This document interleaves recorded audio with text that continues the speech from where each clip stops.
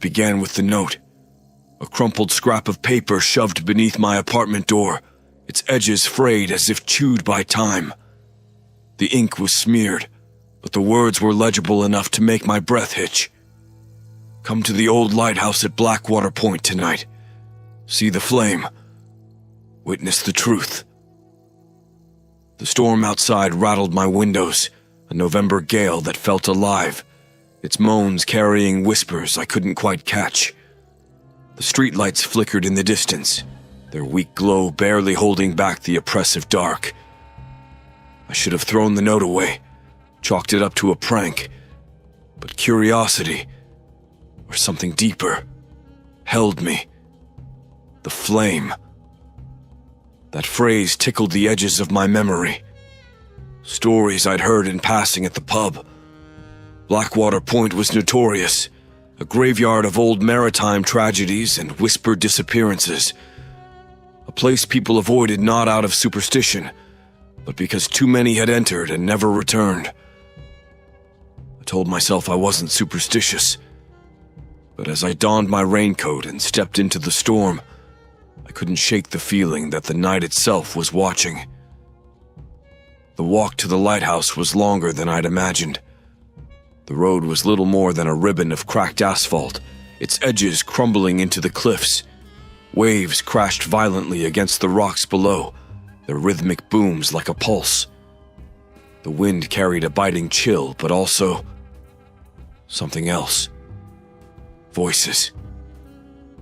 I froze mid-step, straining to hear. For a moment it sounded like someone calling my name, distant and faint, carried on the wind. I told myself it was the storm, nothing more. Yet the hairs on my neck refused to lie flat. The lighthouse loomed ahead, its skeletal frame cutting into the stormy sky. A single faint glow flickered at its apex. That light should have been comforting, a beacon in the storm. Instead, it filled me with a primal dread. The iron gate screeched as I pushed it open, the sound swallowed by the wind.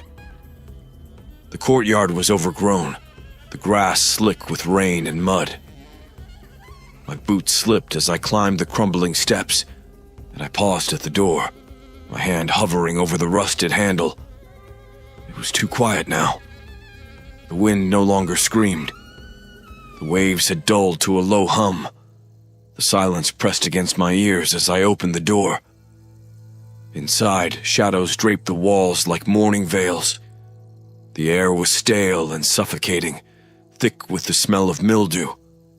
The faint light from above beckoned, casting long, flickering shapes down the spiral staircase in the center of the room. Each step I took seemed to echo for miles. And then, as I ascended, the air grew warmer. Something was waiting for me at the top. I could feel it. The staircase felt endless. Each creak of the warped wooden planks sounded louder than it should, echoing upward into the tower's unseen heights. I gripped the rusted railing, slick with grime and rain seeping through cracks in the stone walls. The further I climbed, the heavier the air became, as if the oxygen were thinning or being devoured by something unseen. I told myself it was the storm, the damp, the isolation playing tricks on my mind. But deep down, I knew better. At last, I reached the top. The small room was circular, its walls etched with deep grooves that resembled claw marks. Old, broken furniture lay scattered, soaked from rain that dripped through a shattered window. But none of that held my attention. The flame did. It floated mid-air at the center of the room, impossibly suspended. Small at first glance, no larger than a candle's flicker, but its light didn't dance. It shimmered. It radiated a sickly golden hue that seemed to pierce through the darkness, illuminating every shadow in sharp relief. I couldn't look away. I stepped closer, my movements slow and involuntary, as if the flame itself were pulling me forward. The heat was palpable now, wrapping around me like invisible chains.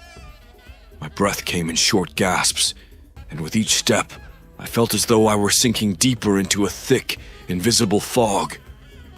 The flame began to change. Its glow grew brighter, its edges twisting and warping as if it were alive. And then, I saw them. Faces. At first, I thought it was the flickering light playing tricks on my eyes. But no, the faces were there, swirling within the flame. They were distorted and anguished, their mouths stretched open in silent screams. Their eyes, hollow and unseeing, seemed to lock onto mine. I stumbled back, my heart pounding. What the hell? A sound cut me off. A low hum, deep and guttural, reverberating through the room. It wasn't coming from the flame, but from everywhere. The walls, the floor, the very air itself seemed to vibrate with that haunting noise. And then the whispers began. Soft at first, indistinct murmurs in a language I couldn't place. But as they grew louder, the words became clearer. My name. They were saying my name, over and over, layering upon themselves like an unholy choir. I clamped my hands over my ears, but it was useless. The voices were inside my head. I turned to run, but froze. The doorway behind me was gone. In its place stood a wall of flame, licking at the stone edges, its heat searing. The light grew blinding, consuming the room. And then, in the midst of the blaze, a shadow emerged. A figure tall and skeletal, its limbs unnaturally long, its face featureless but for 2 pinpricks of light where eyes should have been. It stepped forward and whispered my name. I stumbled backward, nearly losing my footing on the uneven floor, my eyes fixed on the figure emerging from the flame. Its movements were deliberate, almost fluid, as though it was gliding rather than walking. The whispering voices, my name, over and over, grew louder as it approached, a cacophony pressing against my skull. Who? What are you? My voice trembled, barely audible over the rising hum. The figure stopped just short of the flame's edge, its form flickering as if it were made of smoke and shadow. For a long, agonizing moment, it did nothing but watch me. Or at least, that's what I thought it was doing. Those pinpricks of light where its eyes should have been burned into me, making it impossible to look away. Then, it spoke. Not in words, but in sensations, images, sounds, and emotions forced into my mind like shards of glass. A ship lost at sea, its crew screaming as fire engulfed the deck. A village razed to ash, its people clawing at the sky as the flames devoured them. An endless line of faces, each twisted in agony, staring at me as if pleading for salvation. The whispers were their voices. The realization struck like a hammer. These were the souls the flame had claimed. Trapped, their torment eternal, their pain feeding the fire that now stood before me. No, I muttered, shaking my head as if I could dislodge the images. This isn't real. This can't be real. The figure tilted its head, a gesture almost curious, before raising one elongated hand. The flame behind it surged, the light casting wild, flickering shadows that seemed to move on their own.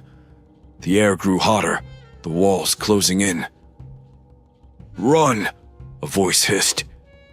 I whipped around, my heart leaping into my throat. By the staircase stood an old man, his face pale and weathered, his eyes wide with terror. His clothes were tattered, soaked with rain and what looked like old bloodstains.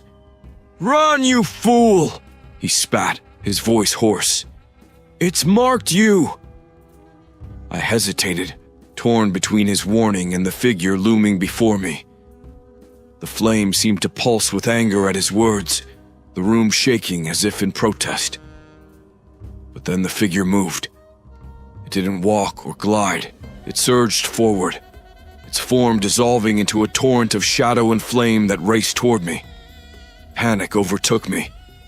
I bolted toward the staircase, the old man grabbing my arm and yanking me down the steps, just as the flame's heat licked at my back.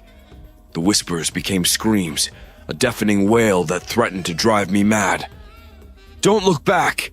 the man barked, dragging me along as my legs stumbled to keep up. "Whatever you do, don't look back!"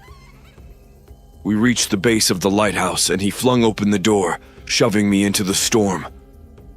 The rain was icy against my overheated skin, the wind howling like a wounded animal. I turned to catch my breath, but the old man grabbed my face, forcing me to look away from the lighthouse. "Don't!"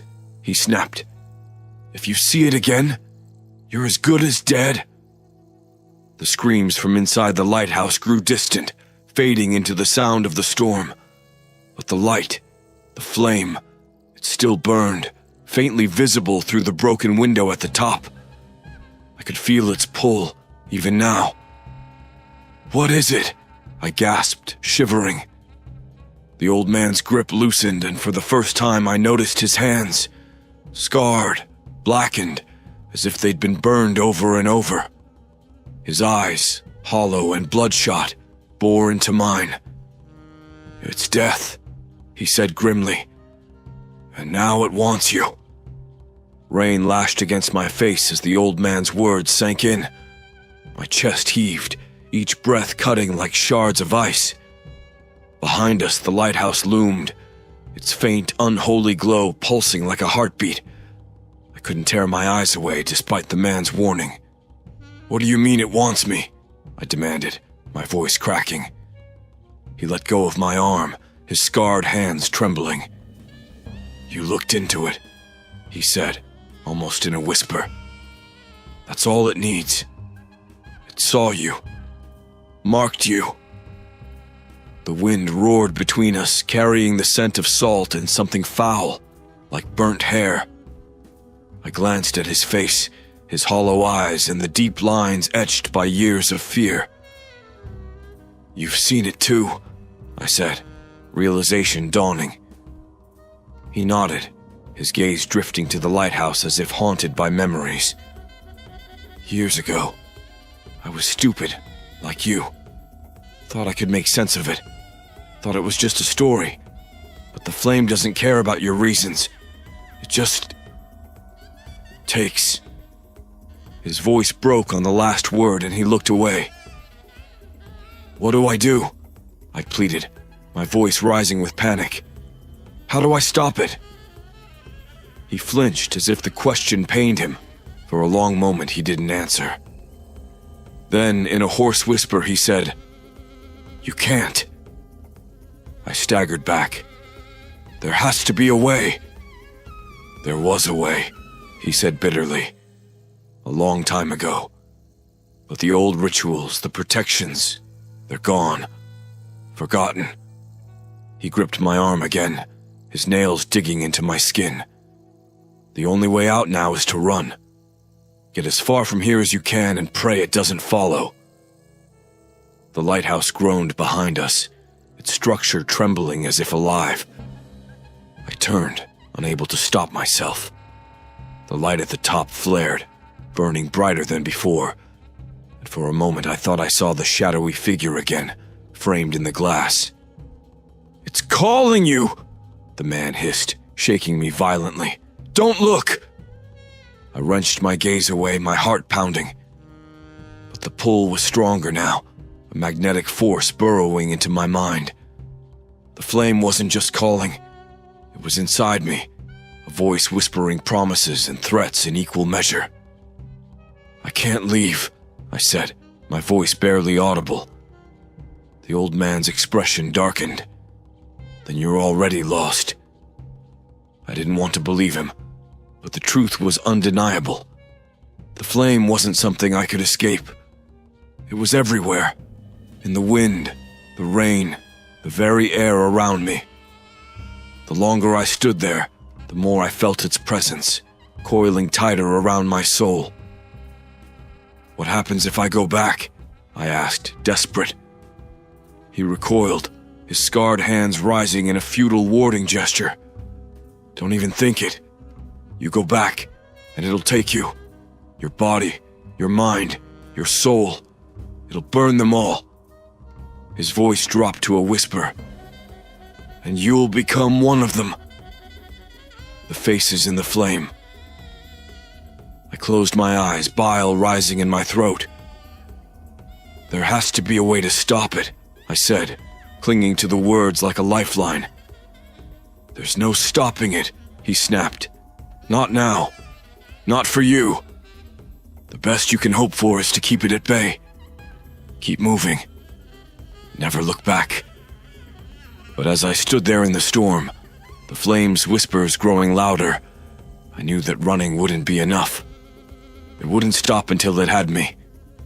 I didn't sleep that night. After the old man disappeared into the storm, I stumbled back to my apartment, soaked and trembling. The city lights felt alien, their glow weak and sickly compared to the pulsing brightness of the flame. Every shadow seemed to shift unnaturally, as though the darkness itself had learned to breathe. I locked the door behind me, double-checked the windows, and turned on every light in the place. But the whispers didn't stop. They were faint now, a murmuring just beyond the edge of hearing. But they were there, constant, relentless. I sat at the kitchen table, clutching a mug of cold coffee, my mind racing. What the old man had said made no sense. Run? Keep moving? That wasn't a plan. It was a slow death sentence. The flame would find me no matter where I went. I could feel it, like a thread wrapped around my chest, pulling tighter with every passing second. By dawn, I knew I had no choice. I had to go back. The road to Blackwater Point was eerily quiet. The storm had passed, leaving behind a damp, gray world. Trees loomed on either side of the cracked asphalt, their bare branches clawing at the pale sky. I parked at the edge of the cliffs, the lighthouse rising in the distance like a monument to despair. The whispers grew louder as I approached, swirling in my head like a gathering storm. My legs felt heavy, each step dragging me closer to what I knew was waiting. The iron gate groaned as I pushed it open, the sound echoing like a scream. The lighthouse door was ajar, swinging gently in the wind. Inside, the air was thicker than before, heavy with the scent of smoke and decay. The staircase loomed ahead, spiraling into the darkness above. As I climbed, the whispers became words, fragmented sentences that twisted my thoughts. "You could save them. It wants you to see. Burn with us." At the top, the flame waited. It was larger now, its light brighter, more menacing. The room felt alive with its heat, the walls warping and twisting as though struggling to contain it. The faces were there too, swirling within the fire, their expressions of anguish seared into my mind. And then I saw myself. My reflection danced in the flame's center, distorted and hollow-eyed, my mouth stretched into a silent scream. The sight rooted me in place, my heart hammering against my ribs. "Why me?" I whispered. The flame surged, its light flaring brighter. Images flooded my mind, flashes of memories I didn't recognize. A woman's cry, a fire consuming a house. My hands reaching out, blackened and charred. "This is your sin." The words weren't spoken. They were me, carved into my mind like a brand. I stumbled back, shaking my head, trying to deny what I didn't understand. "No!" I shouted. "I didn't! This isn't—" But the flame roared, drowning out my voice, its heat pressing down on me like a weight. I had come here looking for answers, but the truth was worse than I'd feared. The flame wasn't hunting me.